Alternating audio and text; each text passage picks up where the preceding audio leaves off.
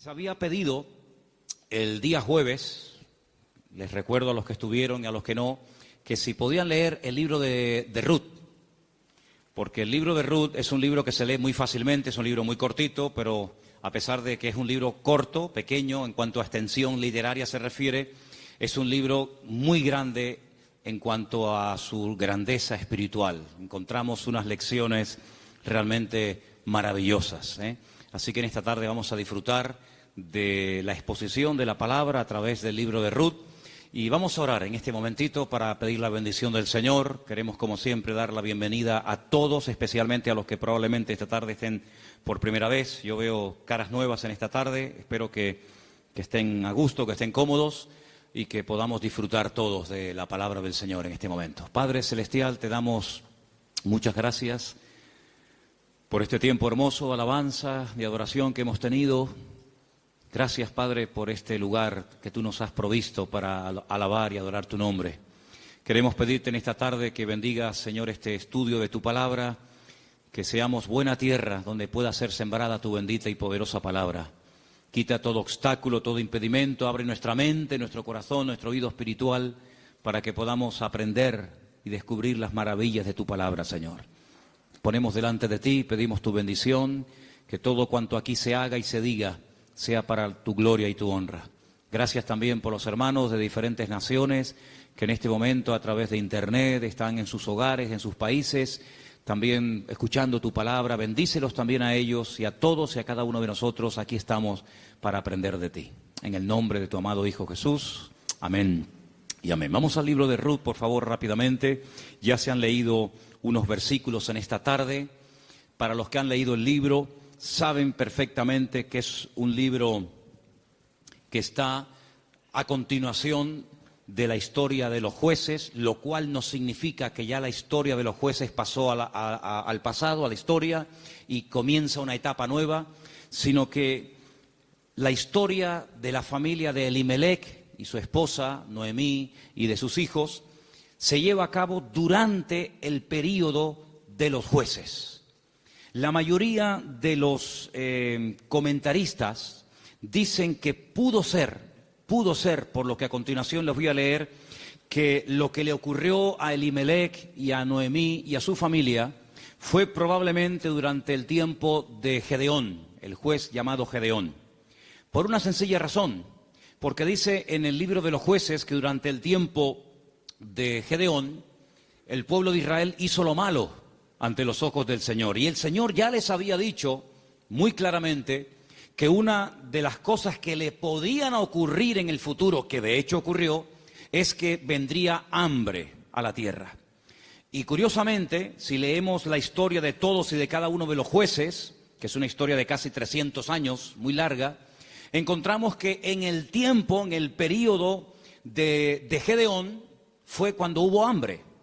Dice que eran los madianitas, que subían de su país, subían de la parte donde ellos estaban, y dice que subían justamente en el tiempo de la cosecha y arrasaban con todo. Dejaban al pueblo muerto de hambre, el pueblo entró en una crisis económica, la gente tuvo que ir al monte a esconder en cuevas, y es cuando ellos claman al Señor y el Señor levanta a Gedeón. Así que ya nos hemos situado, la historia que vamos a contar esta tarde se llevó a cabo probablemente durante el tiempo del juez llamado Gedeón. Los personajes principales que aparecen en el capítulo 1 ya los conocéis. Elimelech, que es el padre de la familia, cuyo nombre significa mi Dios es rey. Eli, mi Dios, Melech, rey. El nombre de su esposa es Noemí, significa dulce, significa placentera. Tenía 2 hijos.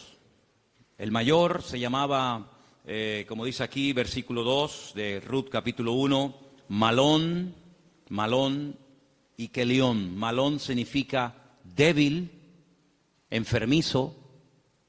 Probablemente era un joven, un niño que desde pequeñito fue muy enfermito y los padres lo vieron así muy flaquito, muy raquítico y le pusieron este nombre que espero que no se le ocurra ponerle a ninguno de ustedes a sus hijos. ¿Cómo se llama el niño? Enfermito. Debilucho. Y el otro no se queda atrás. El otro, Kelión, significa abatido o consumido.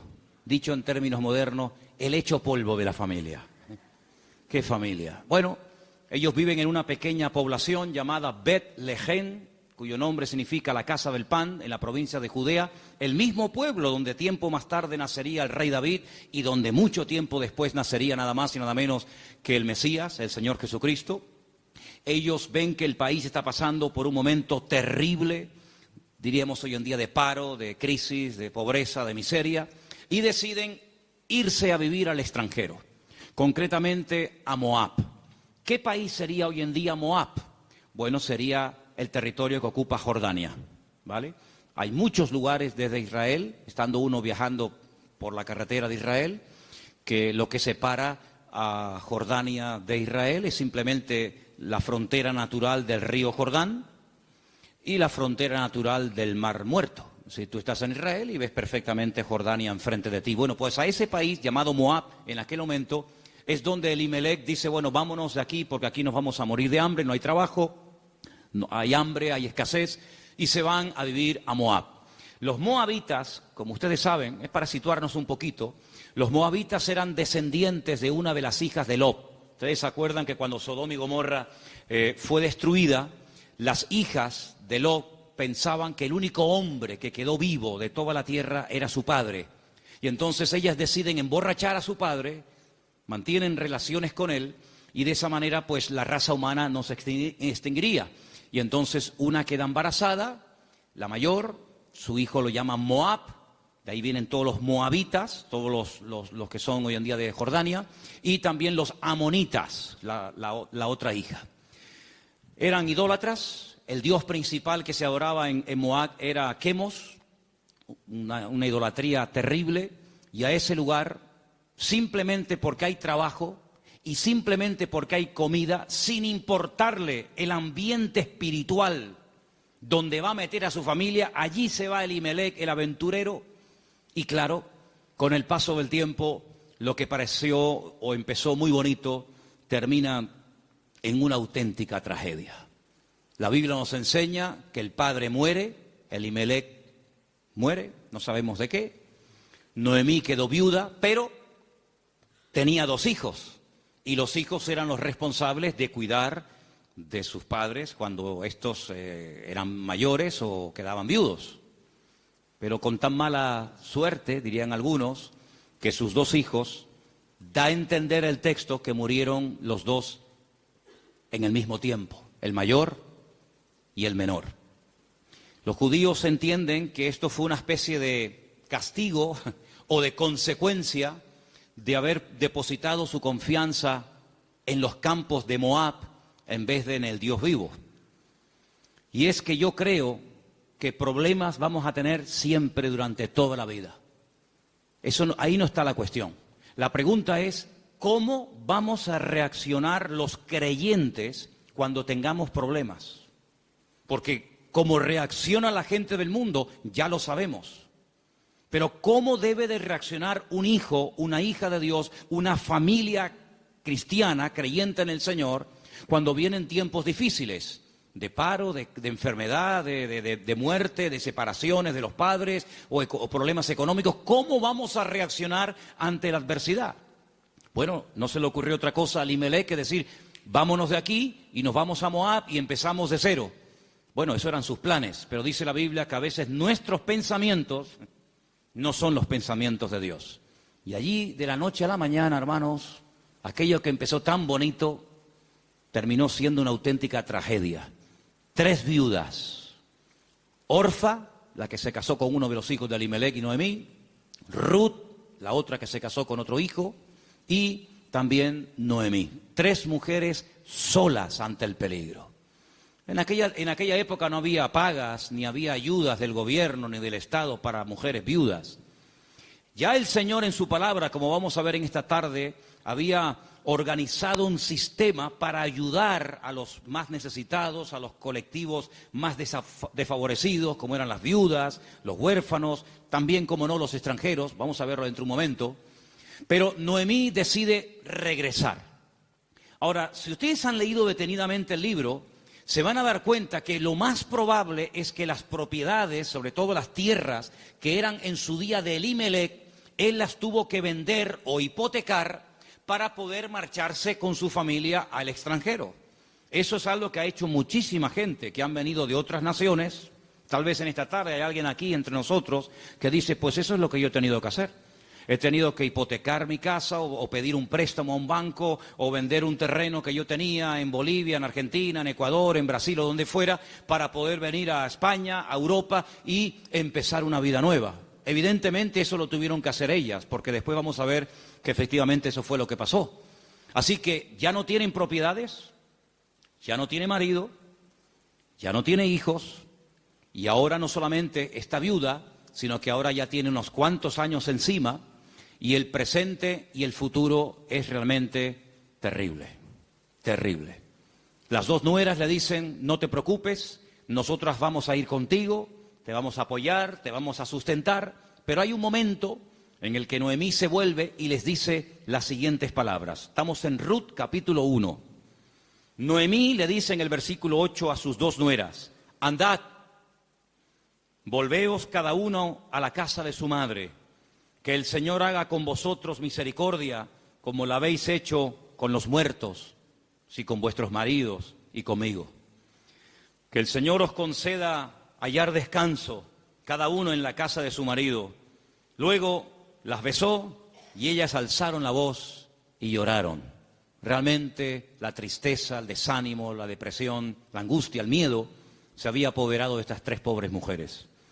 Y ellas le dijeron, versículo 10, ciertamente nosotras, fijaros tan plural, nosotras iremos contigo a tu pueblo. Verso 11, Noemí les respondió y les dijo, volveos, hijas mías, ¿para qué habéis de ir conmigo? ¿Tengo yo más hijos en el vientre que puedan ser vuestros maridos? Volveos, hijas mías, e idos, porque yo ya soy vieja para tener marido. Y aunque dijese, esperanza tengo, y esta noche estuviese con marido, y aún diese a luz hijos, ¿habíais vosotras de esperarlos hasta que fuesen grandes? ¿Habéis de quedaros sin casar por amor a ellos? No, hijas mías, que mayor amargura tengo yo que vosotras, pues la mano del Señor ha salido contra mí. Ellas alzaron su voz otra vez, lloraron, y Orfa besó a su suegra, mas Ruth se quedó con ellas. Ay, amigo, ya se produce una ruptura. Ya no son las tres las que están como una piña. Al fin y al cabo las tres tienen un denominador común. Son viudas, tan solas en la vida. Sino que ahora dice la Biblia que una de ellas, Orfa, cuyo nombre significa terca o testaruda, toma una decisión. Y entonces la decisión que toma es volver a la casa de su familia. Noemí le dijo, he aquí tu cuñada se ha vuelto a tu pueblo y a sus dioses, vuélvete tú tras ella. A mí me llama la atención que la Biblia destaca no solamente el hecho de que ella vuelve a su familia, lo cual en cierto sentido es lógico, ¿verdad? Y normal, sino que añade algo que es muy significativo. Dice, ella se ha vuelto a su casa, a la familia de sus padres y a sus dioses. Yo dije al principio en la introducción que en Moab no se adoraba al Dios de Abraham, de Isaac y de Jacob. No era el Dios vivo al que se adoraba. Eran idólatras. Adoraban como Dios principal a Quemos, seguramente a otros más, a Baal, a Astarot y sabe Dios a quién más. Por lo tanto, cuando ella se va a la casa de su familia, vuelve otra vez a practicar y a adorar los dioses que probablemente, no tenemos 100% de seguridad para asegurar esto, ella había dejado de adorar durante el tiempo que estuvo casada con uno de los hijos de Noemí. Ella vuelve otra vez atrás y vuelve otra vez, permítame la expresión, es una expresión bíblica, vuelve otra vez al vómito. Y a mí me hace recordar la historia de Orfa. No voy a hablar mucho de ella, pero sí quisiera destacar que, ¿saben a quién me recuerda Orfa? Cuando estaba preparando todo esto para el día de hoy compartir con ustedes, me venía a la cabeza el joven rico. ¿Os acordáis de la historia del joven rico? Un chico aparentemente que quería saber la verdad, que quería crecer, que quería respuestas a sus preguntas y a sus dudas. Y cuando el mismísimo Señor Jesucristo le dice, tú has hecho esto y esto y esto y esto, y está muy bien. Pero yo observo, yo noto que a ti te hace falta una cosa en la vida. Y te voy a decir qué es lo que a ti te hace falta. Y se lo dice, y dice que se puso muy triste y dio media vuelta y se marchó, y ahí acaba la historia del joven rico. A pesar de que el Señor le dijo algo tremendo, ven conmigo, pero él no estuvo dispuesto a pagar el precio. Viendo Noemí que una de sus nueras se ha vuelto atrás a sus dioses, a su antigua vida, le dice a la otra que le queda, a Ruth, versículo 15, he aquí tu cuñada se ha vuelto a su pueblo y a sus dioses, vuelve tú tras ella. Y ahora viene una de las declaraciones más hermosas de toda la Biblia. Versículos que mucha gente sabe de memoria, porque son una declaración muy profunda de lo convencida que estaba, de lo dispuesta que estaba Ruth de no dar marcha atrás. Los leo, versículos 16 y 17. Ruth le dice, no me ruegues que te deje y me aparte de ti, porque a donde quiera que tú fueres, iré yo. Donde quiera que vivieres, viviré. Tu pueblo será mi pueblo, y tu Dios será mi Dios. Donde tú murieres, moriré yo, y allí seré sepultada. Así me haga el Señor y aún me añada, que solo la muerte hará separación entre nosotras dos. ¿Cuántos dicen amén? Y allí se van estas dos mujeres. Claro, lógicamente Noemí es mucho más mayor que Ruth, pero allí emprende una aventura rumbo a lo desconocido. Se va Ruth a un país que no conoce, solamente de oídas, donde las costumbres, la religión, por decirlo de alguna manera, las leyes son completamente diferentes a la cultura, al país en el cual ella ha vivido durante toda su vida. Pero allí se va dispuesta a adorar al Dios de Noemí. Podríamos decir, en términos que nos podamos entender en esta tarde, que Ruth verdaderamente lo que decide es convertirse, no solamente ayudar y no dejar abandonada a su suegra, sino convertirse al Dios de su suegra y lógicamente también de su marido y en su momento de su suegro. Tu pueblo será mi pueblo, tu Dios será mi Dios. El Dios monoteísta, el Dios que no acepta que se adore a otros dioses aparte de Él, sino que, como dice en su palabra, al Señor tu Dios adorarás y a Él solo servirás. ¿Cuántos dicen amén? Allí se va Ruth rumbo a lo desconocido. Y saben, hermanos, hay un capítulo en la Biblia, que es el famoso capítulo de la mujer virtuosa de Proverbios, que si no me equivoco creo que es el capítulo 31, el último capítulo del libro de Proverbios, que se llama La mujer virtuosa, Eshet Hayil. Y Ruth es la única mujer en todo el Antiguo Testamento que recibe el título de Eshet Hayil, que significa mujer virtuosa. Es decir, que cuando leas el capítulo 31 de Proverbios y que te habla de la mujer virtuosa, tú dices, bueno, ¿y quién es una mujer virtuosa? ¿A quién puedo ver como punto de referencia en la historia de la Biblia para saber a lo que se refiere el Señor? Ahí la encuentras en el libro de Ruth. Una mujer sacrificada, trabajadora, fiel, que es capaz de renunciar a todo a cambio de nada, aparentemente. Una mujer que incluso está dispuesta a morir en tierra ajena. Y fíjate que me llamó la atención que José, que estaba muriendo fuera de su tierra, estaba muriendo en Egipto, antes de morir dice que él dio orden de que, como él sabía y anticipa proféticamente la liberación de la esclavitud de Egipto, él da orden para que sus huesos se los lleven con ellos cuando salgan milagrosamente de Egipto. Y dice la Biblia que lo hicieron así, y durante 40 años, hermanos, los israelitas estuvieron dando vueltas y vueltas en el desierto cargando los huesos de José hasta que llegan a Canaán y logran darle una digna sepultura. Sin embargo, Ruth no dice, cuando yo muera, por favor, lleven mi cuerpo, lleven mis huesos a Moab, sino que ella dice, donde a ti te entierren, que me entierren a mí ahí también al lado tuyo.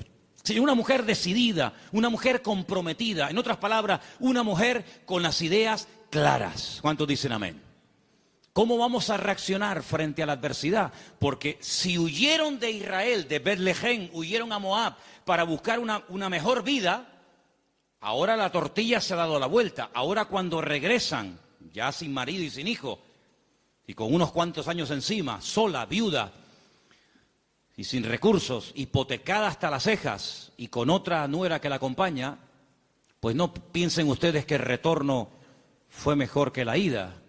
Es más, dice la Biblia que cuando las vieron entrar por el pueblo de Betlehem, toda la ciudad se echó a la calle diciendo, madre mía, podríamos utilizar el refrán popular nuestro que dice, ¿quién te ha visto y quién te ve? La mujer salió, o las mujeres salían al encuentro a saludarla y le decían, Noemí, Noemí, tantos años sin saber de ti, vienes sin marido, vienes sin hijo, vienes enferma, golpeada, herida por la vida. Y ella decía, no, por favor, no me llaméis nunca más, no me llaméis más Noemí, porque yo no tengo placer, no tengo contentamiento, ya no me alegra, ya no me llena nada en la vida. Por favor, llamadme Mará, Mará, que significa mujer amargada o afligida. ¿Qué te parece?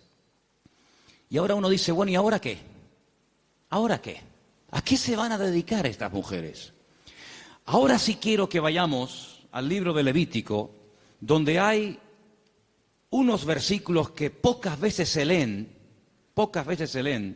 pero vamos a ver que son muy interesantes, porque en ese pasaje de Levítico, capítulo 19, del 9 al 10, no sé si ustedes lo tenían buscado, ¿no? Okay.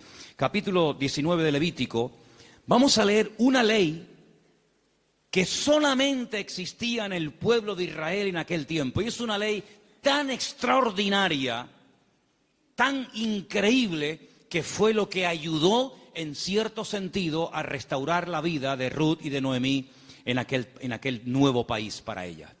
Levítico capítulo 19, versículos 9 y 10, el Señor dice en su palabra, cuando ciegues la mies de tu tierra, no cegarás hasta el último rincón de ella, ni espigarás tu tierra cegada. No rebuscarás tu viña, ni recogerás el fruto caído de tu viña. Para el pobre y para el extranjero lo dejarás, dice el Señor.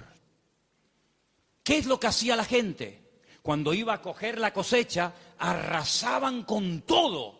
Y si se caía un racimo de uvas, o se caía una espiga de trigo, o de cebada, o de lo que fuera, daban marcha atrás y lo recogían. Y si alguien se metía en aquel campo después del tiempo de la siega, estaba pelado, no había nada.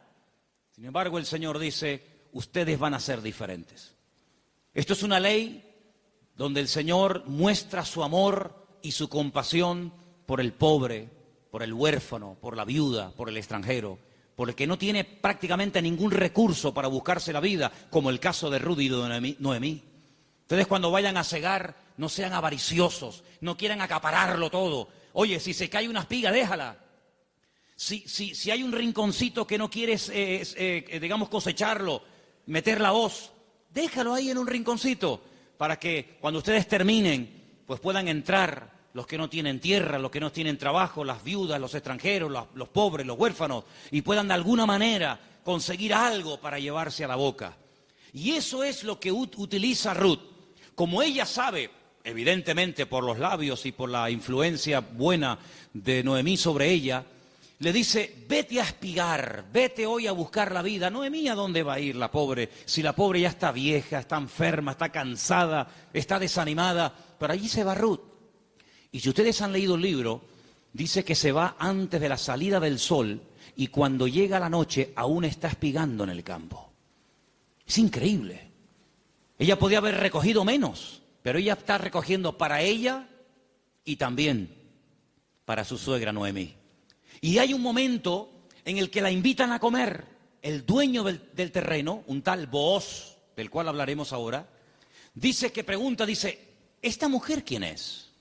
Dice, esta es la nuera de Noemí, lleva todo el día trabajando. Dice, denle de beber agua. Y cuando llega la hora del almuerzo, cuando llega la hora de la comida, la Biblia dice que la invitan a comer. Y ella dice que comió hasta saciarse, pero hay un momento en el que le sobra comida, y en vez de tirarla a la basura, como la mayoría de la gente hace cuando le sobra comida, dice que ella la guarda. Y cuando llega la noche a la casa de Noemí, dice que le enseña un efa. Un efa son 35 kilos. en este caso de cebada, y dice, mira, esto es lo que yo hoy he espigado, después lo he tenido que desgranar para hacer la harina, y no solamente eso, sino que te traigo la comida que me sobró al mediodía, te la traigo para que tú comas. Cuando le pregunta a la suegra, ¿en qué campo tú has estado hoy? ¿Dónde has trabajado? Y le dice, he trabajado en el campo de un tal Booz y me ha tratado muy bien.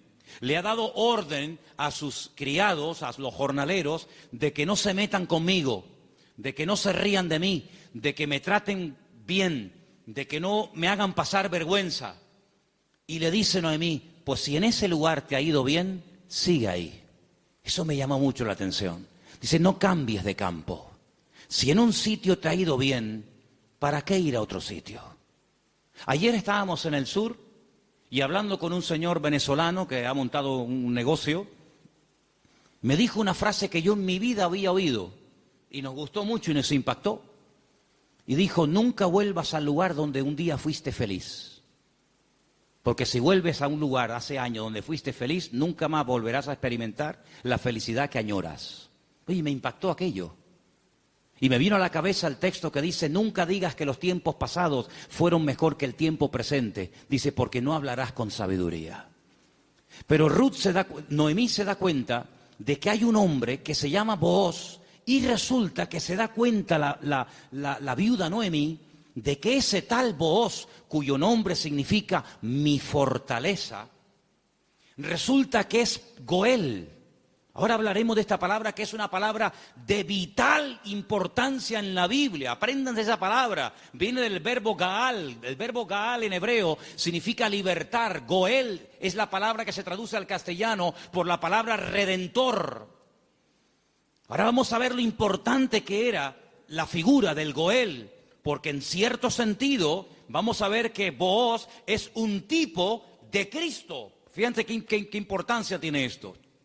Resulta que había una ley, que vamos a leerla, hemos leído la ley de la siembra, de dejar trozos para los pobres, para las viudas, pero en Deuteronomio capítulo 25 hay una ley muy interesante que yo no sé, si la tuviéramos que poner en práctica nosotros hoy en día, si estaríamos dispuestos a cumplir con esto. Yo no sé, pero es muy interesante, no sé si alguna vez la has escuchado. Dice así, Deuteronomio capítulo 25, del versículo 5 en adelante. Dice así la palabra, escucha. Cuando hermanos, varones, habitaren juntos y muriere uno de ellos, como el caso de Malón y Kelión, que eran hermanos que vivían juntos, si muere uno de ellos y no tuviere hijos, la mujer del muerto no se casará con hombre extraño. Su cuñado se llegará a ella y la tomará por mujer y hará con ella parentesco. Y el primogénito que ella diere a luz sucederá en el nombre de su hermano muerto, para que el nombre de éste no sea borrado de Israel. ¿Entendéis, no? Si el hombre no quisiere tomar a su cuñada, irá entonces su cuñada a la puerta, a los ancianos, y dirá, mi cuñado no quiere suscitar nombre en Israel a su hermano, y no quiere emparentar conmigo. Entonces los ancianos de aquella ciudad lo harán venir, hablarán con él, y si él se levantare y dijere, no quiero tomarla, se acercará entonces su cuñada delante de los ancianos, le quitará el calzado del pie, le escupirá en el rostro y le hablará y le dirá, así será hecho al varón que no quiere edificar casa a su hermano. Y se le dará este nombre en Israel, la casa del descalzado. Qué ley tan extraña, ¿no? Dos hermanos y uno de ellos muere sin haber tenido hijos, y para que no se olvide o para que no se quede su nombre borrado en la historia, el hermano vivo, que es el Goel, el Redentor, tenía que casarse con la viuda, y el primer hijo que naciera de esa relación es como si fuera hijo del hermano difunto, para que de esa manera se perpetuara su nombre y para que de esa manera las herencias y las tierras no se diluyeran en el espacio y en el tiempo. Y esto es lo que le ocurre a Ruth. Ruth resulta que se casó con un judío, con un hombre de Belén de Judea, pero ella no tuvo hijos con él. Su hermano, es decir, su cuñado, también murió. Por lo tanto, no hay posibilidad de redimirla. Pero cuando llegan a Israel, la familia de Elimelech, la familia de su marido, pues siguen viviendo allí. Y hay un pariente cercano al cual Booz le dice: oye, a ti te corresponde el derecho de casarte con Ruth. A ti te corresponde el derecho de pagar todas las deudas de Ruth. A ti te corresponde recuperar el patrimonio y las tierras que en su tiempo tuvieron que venderse para que esta familia tuviera que irse al extranjero. Es decir, te haces cargo de la tierra, te haces cargo de las deudas y te haces cargo de la viuda. Y este dice: de eso nada. De eso nada. Pagar yo deudas que no son mías y casarme yo con una mujer que a mí ni me va ni me viene. Y Booz dice: muy bien, vamos a ir delante de 10 ancianos, vamos a ir delante de un minián, delante de 10 hombres judíos, y tú vas a decir eso delante de ellos, que no quieres redimir a Ruth, que no quieres hacerte cargo de sus deudas, de sus hipotecas y de la viuda, y lo vas a decir delante de testigos. Y lo dice. Y entonces es cuando entra en escena Booz y le dice a Ruth: hija, tú no te preocupes. Ahora, la diferencia de edad de Ruth y de Booz tenía que ser inmensa. Algunos comentaristas dicen que ese pariente que rehusó casarse con Ruth probablemente era un hermano de su suegro, de Elimelech. Y algunos comentaristas también he oído que opinan que Booz puede ser que también estuviera emparentado con su suegro, de tal manera que ya era un señor mayor, una persona ya de cierta edad, había una diferencia de edad tremenda. Pero él asume la responsabilidad, no solamente de casarse con la viuda, sino de pagar la hipoteca y las deudas que la familia dejó y que hay que volver a recuperar las tierras. Lógicamente todo eso costaba dinero. Solamente había 2 posibilidades de que en Israel una persona que se desprendiera de patrimonio pudiera volver a recuperarlo. Solamente había 2 formas. Una, que llegara el año de jubileo. ¿El año de jubileo qué era? Era una celebración, una fiesta que se llevaba a cabo cada 50 años. A los 50 años las deudas quedaban anuladas. De ahí viene una parte del famoso Padre Nuestro. Padre Nuestro, perdona nuestras deudas como nosotros también perdonamos a nuestros deudores. Está inspirado un poco en el año de jubileo. Los que eran esclavos se les daba la libertad. Si alguno no quisiera, había todo un proceso para poder volver a retenerlo. Y si alguien había tenido que vender por cuestiones económicas, por necesidad, una propiedad, un terreno, cuando llegaba el año de jubileo, repito, cada 50 años, bueno, todo volvía otra vez a sus dueños originales. ¿Para qué esta ley?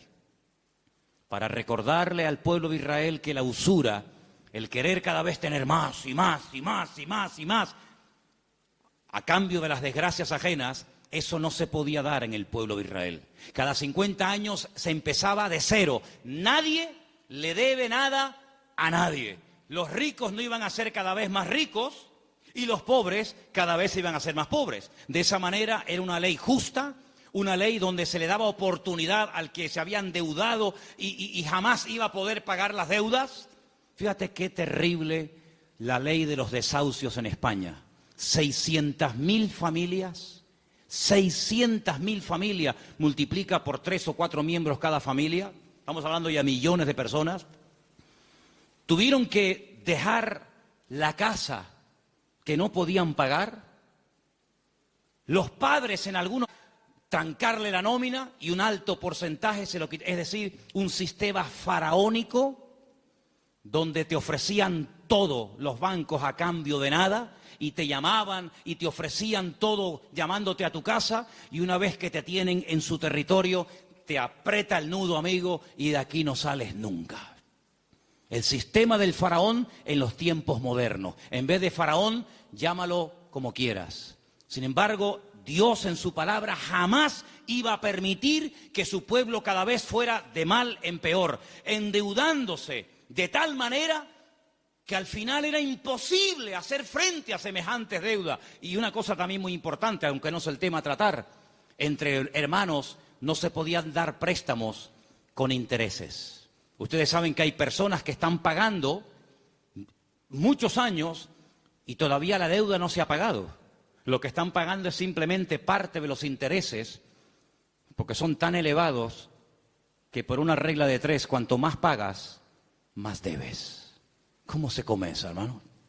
Así que la única forma de recuperar una tierra que se había vendido era llegar al año de jubileo. Pero ¿quién le aseguraba al que había vendido una propiedad, ponte que tuviera 40 o 50 años, que iba a durar otros 50 años para recuperar la tierra? Era prácticamente imposible, impensable, pero luego había otra forma.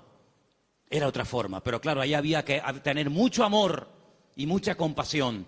Y era decir, no es mi deuda, entre comillas, no es mi problema, pero yo voy a redimirte, yo voy a ser tu Goel, yo voy a asumir cuánto debes. Pues mira, tuve que vender la casa, tuve que hipotecarla, tuve que vender el terreno, tuve que hipotecar los animales. En algunos casos tuve que vender a mis hijos como esclavos a trabajar a jornal durante un tiempo. Yo me hago cargo de todas tus deudas y encima me caso contigo, levantamos descendencia y empezamos una vida nueva. ¿Cuántos dicen amén? Bueno, hermano, eso fue lo que hizo el Señor Jesucristo por todos y cada uno de nosotros, ¿sí o no? Cuando vinimos al Señor, la inmensa mayoría de los que estamos aquí y muchos de nosotros, ¿cómo vinimos al Señor? ¿En nuestro mejor momento?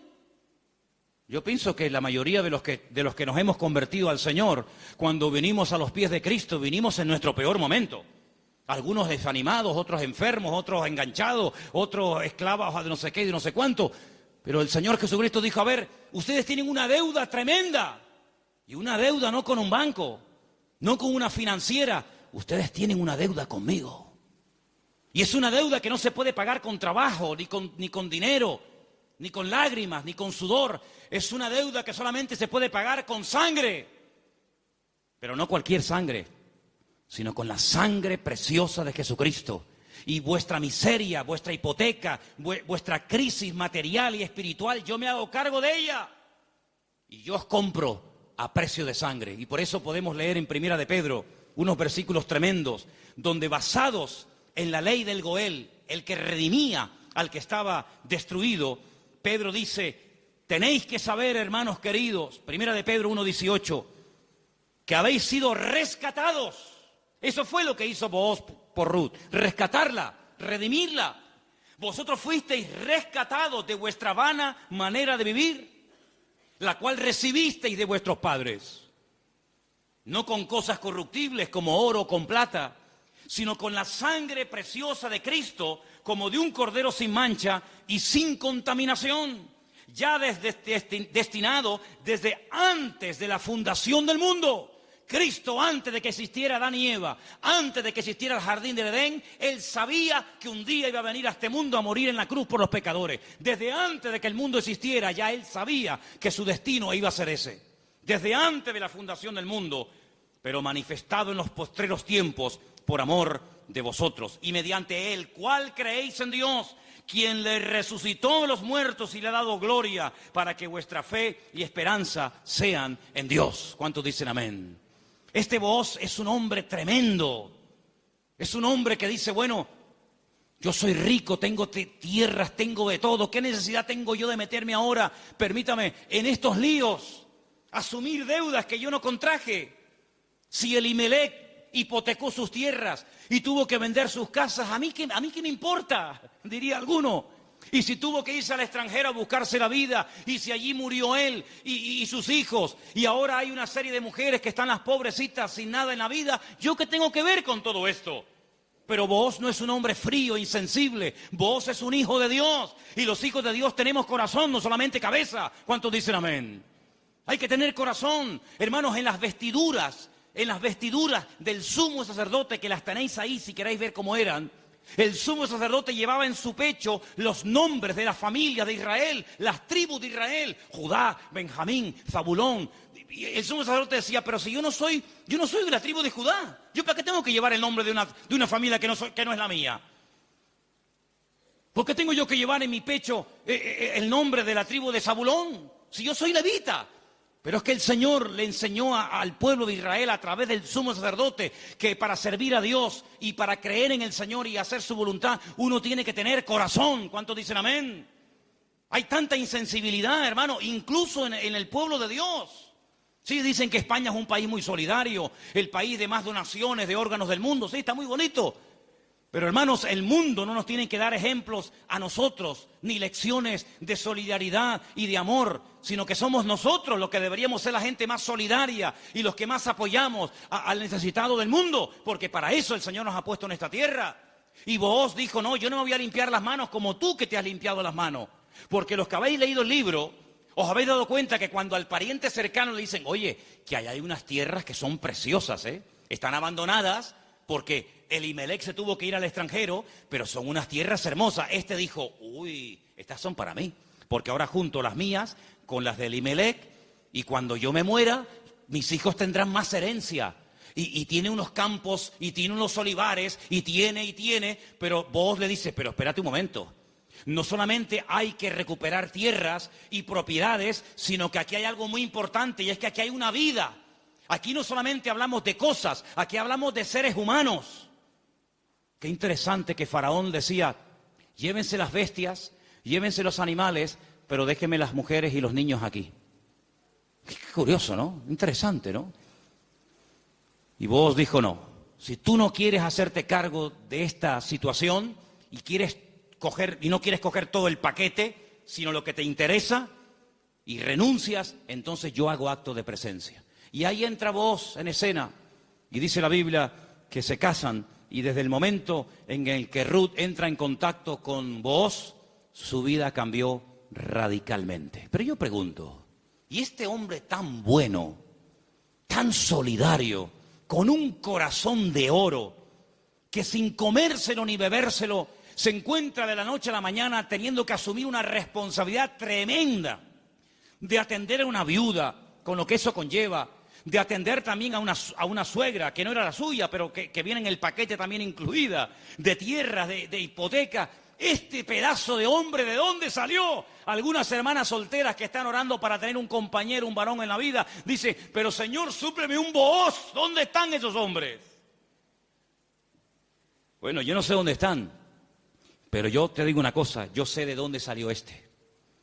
¿Sabes de quién es hijo Booz? ¿Tú te acuerdas cuando un día el general Josué le dice a dos de sus soldados, vamos a entrar a Canaán, cosa que Moisés no logró hacer? A nosotros nos corresponde ahora entrar y tomar posesión de la tierra. Pero antes de entrar, vamos a hacer algo. Voy a mandar a 2 espías, no exploradores como los que mandó Moisés, que fueron unos inútiles, sino 2 espías. 2 hombres que entren secretamente y cuando vengan nos digan qué estrategia tenemos que emplear para atacar este pedazo de ciudad con doble muro, cerrada, imposible de conquistar. Y ahí se van estos 2 hombres. Y van y se quedan en una casa de prostitución. Y algunos dirán, ¿y cómo 2 hombres del pueblo de Israel se van a semejante lugar? Bueno, no es que fueron a pecar, sino que era el lugar donde 2 extranjeros pasarían desapercibidos perfectamente, porque por allí entraban y salían muchos. Y allí contactaron con la dueña de aquel negocio, por llamarlo de alguna manera, y la dueña una noche en una habitación les dice, yo sé quiénes son ustedes, yo sé de qué país sois, yo sé que vosotros sois israelitas, y yo he oído lo que vuestro Dios ha hecho por vosotros. Yo he oído que ustedes salieron de un país llamado Egipto y cuando llegaron a la frontera natural del Mar Rojo que no podían avanzar y el faraón venía detrás, ustedes clamaron al Señor y el Señor les abrió el Mar Rojo y ustedes pasaron por en medio de él. Y cuando el faraón intentó meterse, el Señor cerró las aguas y murieron los ejércitos del faraón.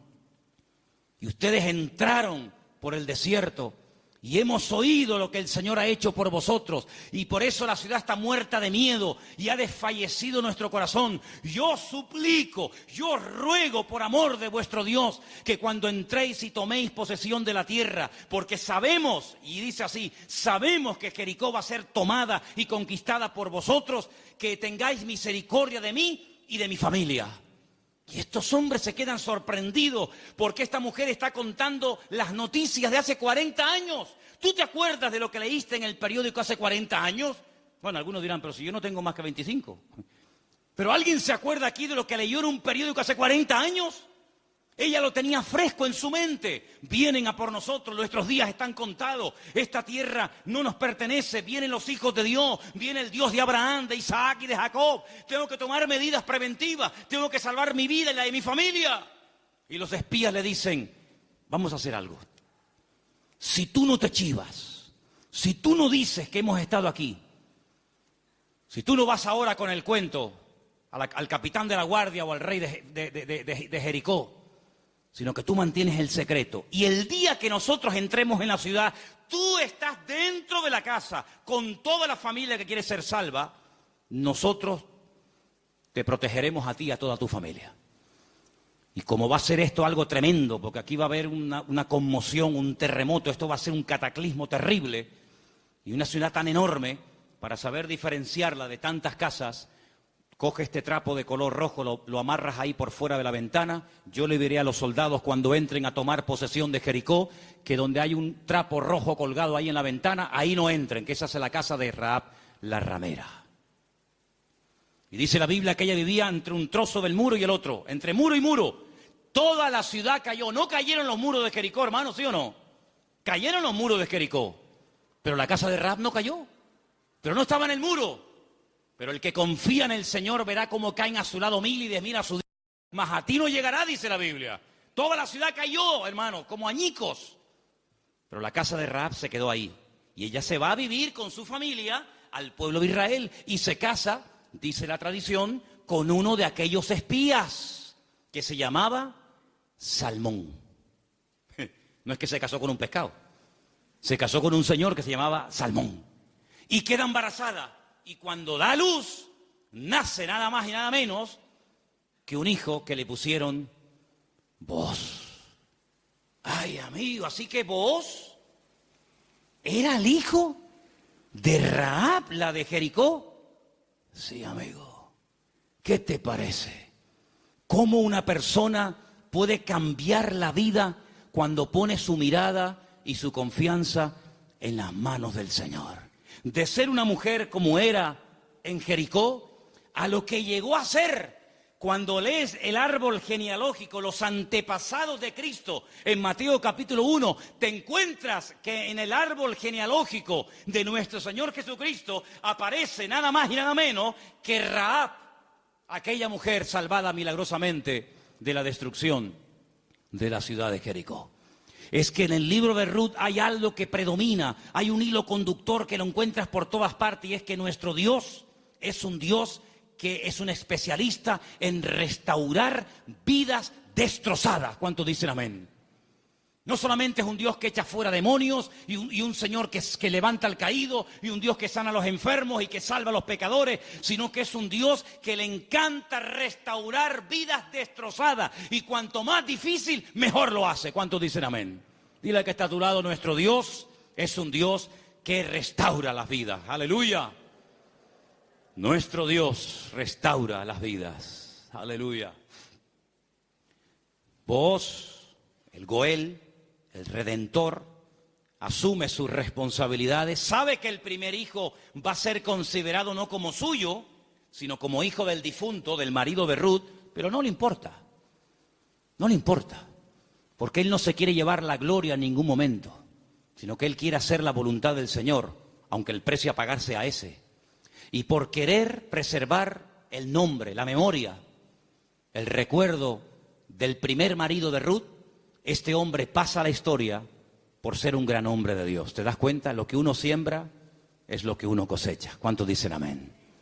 Ahora, no solamente el Goel, el Redentor, era el responsable de pagar las deudas del difunto y recuperar las tierras y casarse con la viuda, sino que hay un elemento que quiero mencionarlo de pasada, no aparece en el libro de Ruth, pero lo quiero comentar, y es que era el responsable de vengar la sangre, era el vengador de la sangre. Es decir, si por ejemplo al marido de Ruth lo hubieran matado, en vez de morir de una enfermedad, como aparentemente parece que murió, lo hubieran matado, Booz tenía la obligación de vengar la sangre del marido de Ruth. Era el que vengaba la sangre derramada inocentemente por cualquier persona. Pero eso no lo quiero tocar, pero también entra dentro de la responsabilidad del Goel. Ahora, hay 3 versículos que vamos a leer en esta tarde que son muy bonitos y muy interesantes, y por favor presten atención. Salmo 119, 154. Defiende mi causa y redímeme, vivifícame con tu palabra. Vuélvelo a leer otra vez, por favor. Defiende mi causa y redímeme, vivifícame con tu palabra. La figura del Redentor, la figura del Goel, estaba tan impregnada en la cultura judía, en la cultura bíblica, que los salmistas, los que escriben salmos y otras porciones de la Biblia, conociendo la importancia de este personaje tan trascendental para poder restaurar vidas destruidas, se inspiran en esa figura, y entonces el salmista, que seguramente es el autor del Salmo 119, el rey David, dice: redímeme, sé tú mi Goel. Fíjate qué importante era la figura del Goel en aquellos tiempos. Proverbios 23:11, por favor. Porque el defensor de ellos es el fuerte, el cual juzgará la causa de ellos contra ti. Ahí está, el Señor haciendo las veces del fuerte, del protector, del que cuida, del que redime, del que ayuda a levantar al que ha tropezado y caído. Realmente es algo realmente extraordinario. Y el último texto, Isaías 41:14. No temas, gusano de Jacob, oh vosotros los pocos de Israel. Yo soy tu socorro, dice Jehová. El Santo de Israel es tu Redentor. Amén. El Santo de Israel es tu Goel, es tu Redentor. Él es el que se va a encargar. Ahora, hermano, déjeme que les diga algo. El Goel, el Redentor, ¿de qué se hacía cargo? ¿Solamente de la viuda? ¿Solamente de las deudas? Se hacía cargo de todo. El primero renunció porque quería parte de la tierra, pero no quería asumir la responsabilidad de casarse con la viuda. Booz dice: no, todo o nada. Las deudas, las hipotecas, lo que se perdió, y también de la viuda. Y hermanos, el Señor Jesucristo, cuando ha venido a nuestra vida, ¿de qué se ha hecho cargo? ¿De perdonar solamente nuestros pecados? Bueno, gloria a Dios, si solamente hubiera hecho eso el Señor, perdonar nuestros pecados y prometernos la vida eterna, bueno, gloria a Dios. Pero es que hay mucho más que eso. Es que con la salvación, con la conversión, no solamente va incluido el perdón de mis pecados, sino la protección física y espiritual de mi vida. Y Él ha prometido suplir todas mis necesidades. ¿Por qué? Porque es mi Redentor, porque es mi Goel. ¿Quién iba ahora a darle comida y vestido y atender y cuidar y mimar y amar a Ruth? Pues tú, que para eso te has casado con ella, el Goel, el Redentor. Bueno, pues eso es lo que el Señor ha hecho con nosotros. En ciertos sentidos, como que se ha casado Dios con su pueblo. A su pueblo le llama su cuerpo. Ese cuerpo tiene una cabeza que es Cristo. Y Él es el que se encarga de todos y de cada uno de los detalles de nuestra vida. Entonces yo no entiendo cuando hay creyentes que tienen una fe muy grande para una cosa y luego para otro dudan. Pero que el Señor se ha hecho cargo y ha comprado todo. Tus deudas, tus enfermedades, tus desánimos, tus miedos, tus angustias, tus complejos, tu pecado, todo lo ha comprado el Señor. Y Él va a hacer una obra total y completa en la vida de todos y de cada uno de nosotros. ¿Cuántos dicen amén? Hermanos, en el capítulo 3 del libro de Ruth, en el versículo 1, me llamó la atención leyendo. Yo estuve leyendo en hebreo todo el libro y hay palabras que aparecen que son muy, muy interesantes. Pero hay una que particularmente me llamó la atención. En el versículo 1 dice: después le dijo su suegra Noemí: hija mía, ¿no te he de buscar hogar para ti, para que te vaya bien? Es decir, Noemí dice: yo voy a hacer todo lo posible para que tú a mi lado tengas algún día tu propio hogar. Y busqué la palabra hogar en hebreo. Y la palabra que aparece en el versículo 1, aquí traducida por hogar, es la palabra manoaj. Y cuando yo veo en el texto que pone manoaj, le digo a Elena: Elena, ¿no hay un personaje en la Biblia que se llama Manoaj? Y me dice: sí. ¿Quién era Manoaj? Sí, señor. Muy bien, hermano. Era el padre de Sansón, Manoaj. Y digo, voy a buscar lo que significa Manoaj. Y resulta de que me encuentro que la palabra hogar, Manoaj, se puede traducir por descanso, tranquilidad, reposo, quietud y otros tantos sinónimos. Y me pongo a buscar versículos en la Biblia, solamente vamos a leer 2. Me pongo a buscar versículos en la Biblia donde aparece la palabra Manoaj y me quedé sorprendido, porque una de las primeras veces que aparece la palabra Manoaj, traducida aquí en el texto castellano-español por la palabra hogar, es en Génesis 8:9, y os vais a quedar sorprendidos porque tiene que ver con un pájaro, tiene que ver con un animal. ¿Lo tenéis? Génesis capítulo 8, versículo 9, y dice así. ¿Lo tienen, chicas? ¿Sí? Vamos. Y no halló la paloma donde sentar la planta de su pie, y volvió a él al arca, porque las aguas estaban aún sobre la faz de la tierra. Entonces él extendió su mano y tomándola, la hizo entrar consigo en el arca. Noé no podía consultar el parte meteorológico, no tenía ordenador dentro del arca, no tenía WhatsApp y decir: oye, por ahí donde tú vives. Bueno, es que no podía decir eso, porque no había nadie con vida fuera del arca. ¿Y cómo consulto? ¿Cómo me atrevo yo a abrir la puerta del arca y si se me entra el agua adentro? Llevaba un año dentro de aquel barco. ¿Salgo o no salgo? Es que antes de salir hay que tomar medidas preventivas.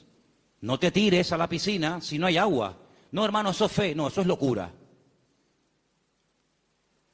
Eso no es fe. Usted va a la piscina y está vacía. Pero dice: hermano, el justo por la fe vivirá. Y yo le diría: descanse en paz, hermano. ¡Pum! Ahí se quedó el hermano. Uy, le falló la fe. No, le falló la cabeza. Eso no es fe. Eso es un disparate. La fe no es locura. La fe es certeza, es convicción. No es disparate, ni locura, ni emoción, ni sentimiento. Es seguridad de que lo que voy a hacer, mi Dios me ha dicho que lo haga. Ahora, una cosa es que el Señor me diga: tírate a la piscina, pero no hay agua. Si tú me lo dices, yo me tiro.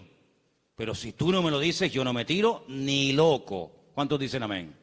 Muy bien. Noé dice: la única forma de comprobar es mandando una paloma. Y dice que abrió la ventana, la única ventana que había en el arca, suelta la paloma, y dice que la paloma no halló lugar donde reposar.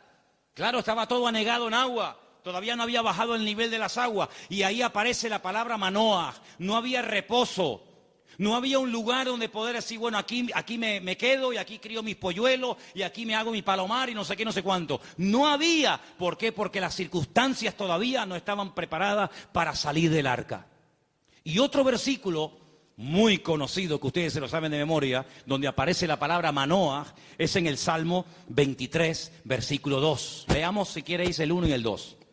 Salmo 23, 1 y 2. Que se lo saben de memoria, ¿sí o no? Que dice... ¿Vamos? Dale.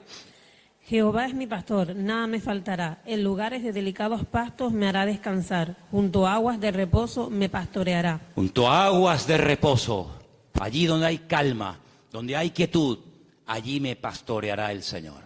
Una de las características del Señor es que lo que hace el Señor trae al corazón reposo, tranquilidad, paz. ¿Cuántos dicen amén? Donde hay paz está el Señor. Donde no hay paz, dudo mucho de que el Señor esté. El apóstol Pablo le decía a los corintios: lo que yo les he enseñado es para poner orden en la iglesia, porque esto me lo dijo el Señor que compartiera.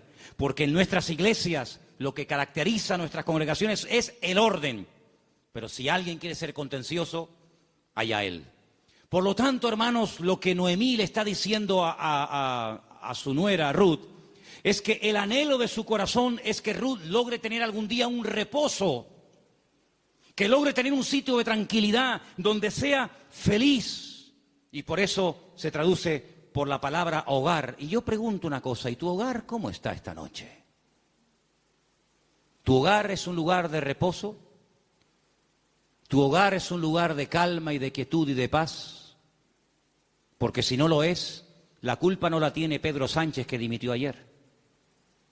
¿O también se la vamos a echar a él? La culpa no es de la izquierda ni de la derecha. Cuando no hay shalom bay, como dicen los judíos, cuando no hay paz en el hogar, ¿quién tiene la culpa? La cabeza. Así que la responsabilidad principal del hombre en el hogar es traer paz al hogar. Y si no la hay, ya sabes lo que tienes que hacer. Entra en tu aposento y tu Padre que te ve en lo secreto te recompensará en público. Si no tienes recompensa en público, es porque hace mucho tiempo que no estás en lo secreto, en lo escondido con Dios. ¿Cómo reaccionamos ante la adversidad? Es el título del mensaje de hoy. ¿Cómo reaccionamos cuando algo va mal? Siempre tenemos la tendencia de echarle la culpa a algo o a alguien. Si no es el pastor, es la mujer del pastor. Si no es la derecha, es la izquierda. Si no es el frío, es el calor. Si no es el que se fue, es el que se quedó. Siempre buscamos un chivo expiatorio al que echarle la culpa. Noemí, hay un momento cuando ella regresa del extranjero que le dice a la población de Betlehem: no me llaméis Noemí, porque la mano del Señor se ha vuelto contra mí. La mano del Señor no está contra ninguno de sus hijos. Simplemente que hay un trato, hay circunstancias, hay situaciones en la vida por las cuales tendremos que pasar, nos guste o no. Pero no tenemos que tener ningún temor, porque lo que permita el Señor en nuestra vida, todo absolutamente está bajo la mano y el control de nuestro Dios. ¿Cuántos dicen amén? Y eso fue lo que consiguió Ruth. Un hogar de paz, de quietud y de calma. Y quiero terminar leyendo unos versículos del libro de Ruth, capítulo 4, versículo 11, que fue la bendición que pronunciaron, la bendición que le dieron a los que se casaban ese día, a Ruth y a Booz. Capítulo 4, versículo 11. Dijeron los que estaban allí congregados, los testigos, todos los que estaban en el pueblo, desde el pueblo a la puerta con los ancianos, dijeron: testigos somos. El Señor haga a la mujer que entra en tu casa como a Raquel y como a Lea, las cuales edificaron casa de Israel, y tú seas ilustre en Efrata y seas de renombre en Belén, y sea tu casa como la casa de Fares, el que Tamar dio a luz a Judá, por la descendencia que de esta joven te dé el Señor. Y Booz tomó a Ruth, y ella fue su mujer, y se llegó a ella, y el Señor le dio que concibiese y diese a luz un hijo.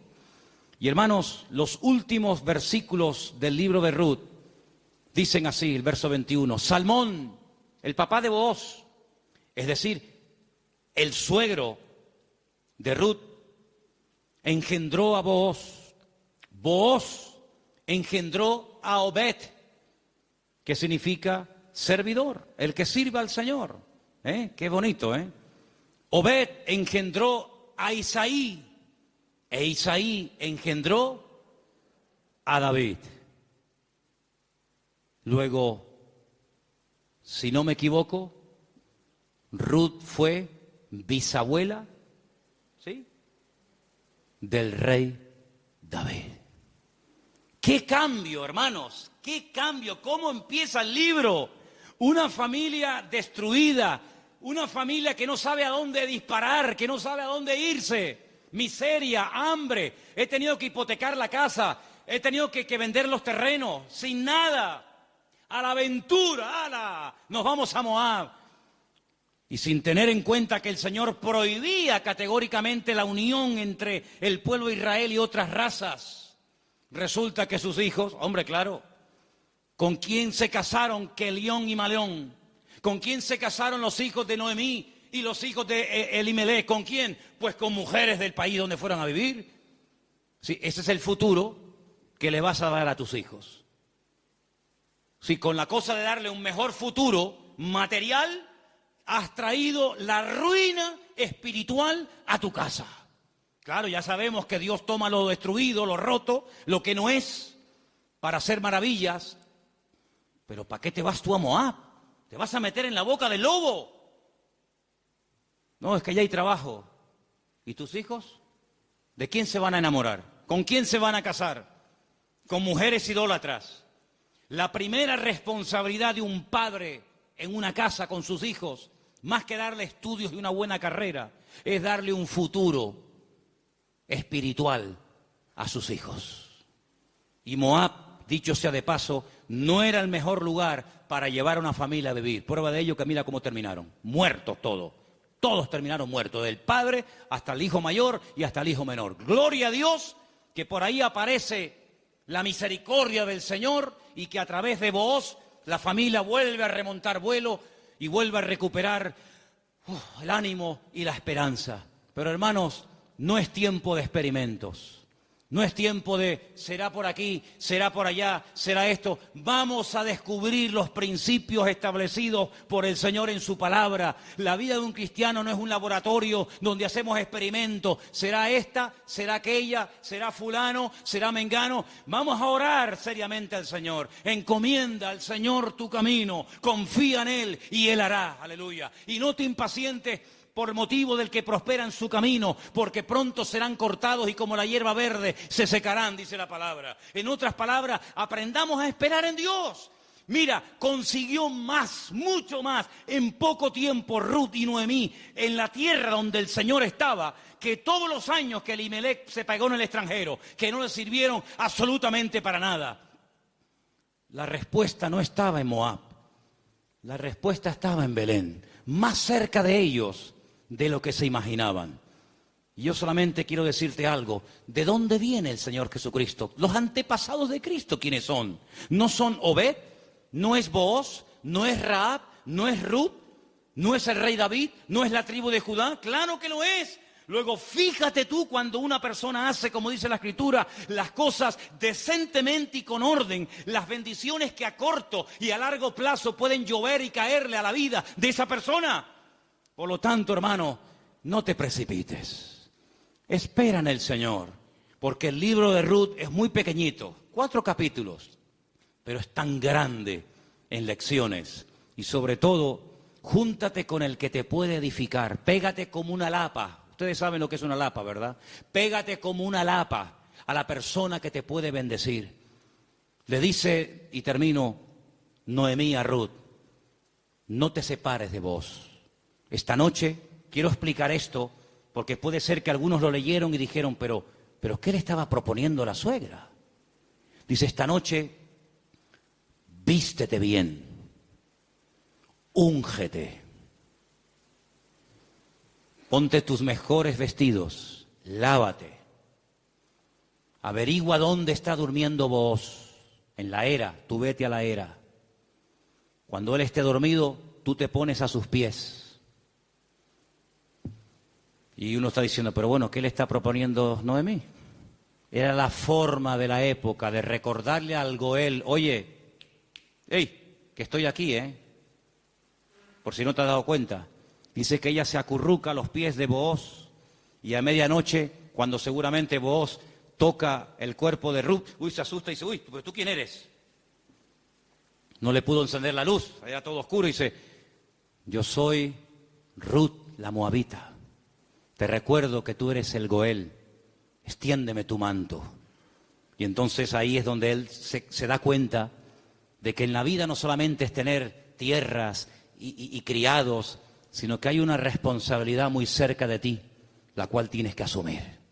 Y entonces, hermanos, cuando Noemí se entera de todo esto, le dice, tú confía porque este hombre no dejará pasar mucho tiempo hasta que arregle este asunto. ¿No lo habéis leído en el libro esta semana? Tú ahora confía, tú ya has hecho tu parte. Claro, tú no puedes ir sucia a la presencia de Booz.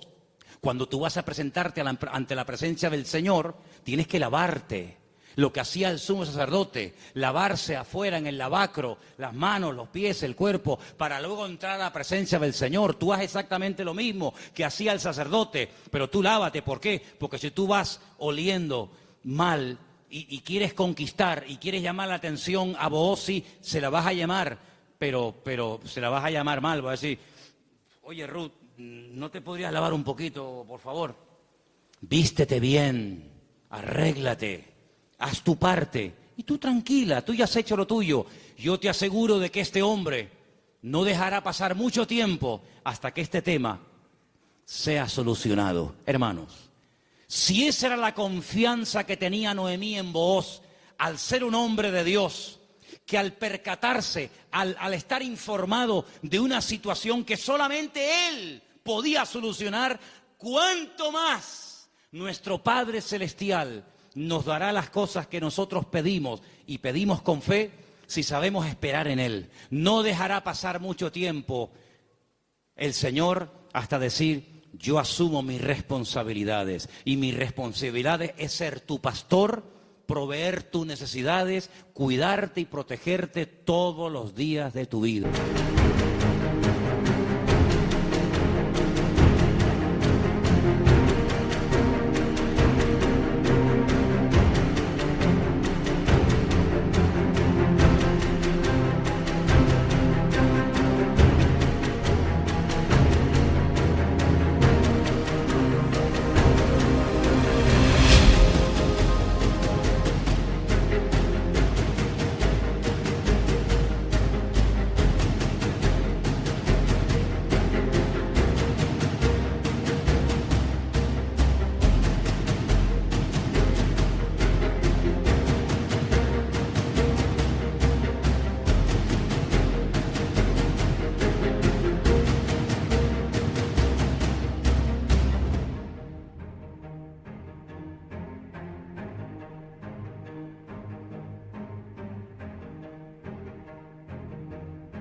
Si Booz se encargó de Ruth, ¿cómo no se va a encargar nuestro Goel, nuestro Redentor, nuestro Rey de Reyes y Señor de Señores, de tus hijos, de tu esposa, de tu trabajo, de tu salud, de tu familia, cuando Él es el Señor Todopoderoso que todo lo sabe, todo lo conoce y ni siquiera hemos abierto la boca y ya el Señor sabe lo que mi vida necesita? Por lo tanto, ese fuerte aplauso a nuestro Goel, a nuestro Redentor, a Él la gloria.